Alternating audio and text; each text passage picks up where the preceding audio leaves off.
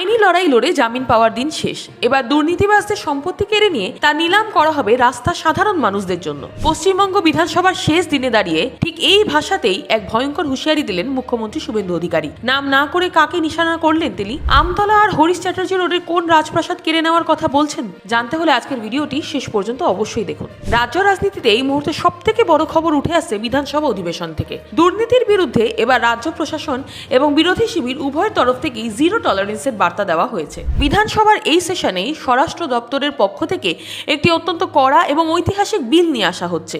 এই বিলের মূল লক্ষ্য কি?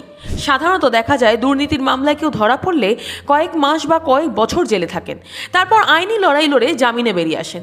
কিন্তু নতুন আইন কার্যকর হলে দোষীদের শুধু জেলেই পৌঁছতে হবে না, বরং তাদের নামে থাকা সমস্ত স্থাবর অস্থাবর সম্পত্তি সরকার বাজেয়াপ্ত করবে এবং তা প্রকাশ্য বাজারে নিলাম করা হবে। বিধানসভায় দাঁড়িয়ে শুভেন্দু অধিকারী যে ভাষায় আক্রমণ শানিয়েছেন তা এক কথায় নজিরবিহীন।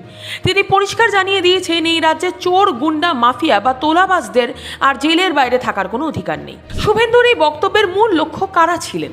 রাজনৈতিক বিশ্লেষকদের মধ্যে তিনি নাম না করে সরাসরি তৃণমূলের শীর্ষ নেতৃত্ব, বিশেষ করে সাংসদ অভিষেক বন্দ্যোপাধ্যায়কে নিশানা করেছেন। শুধু তাই নয়, তৃণমূল নেতা জাহাঙ্গীর বা শওকত মোল্লাদের মতো নেতাদেরও কোনোভাবেই রেয়াত করা হবে না বলে স্পষ্ট বার্তা দেওয়া হয়েছে এই অধিবেশন থেকে। তবে শুভেন্দু অধিকারীর বক্তব্যে সব থেকে চাঞ্চল্যকর অংশটি ছিল হরিশ মুখার্জি রোড, হরিশ চ্যাটার্জি রোড এবং আমতলার প্রাসাদের মতো বাড়িগুলি নিয়ে।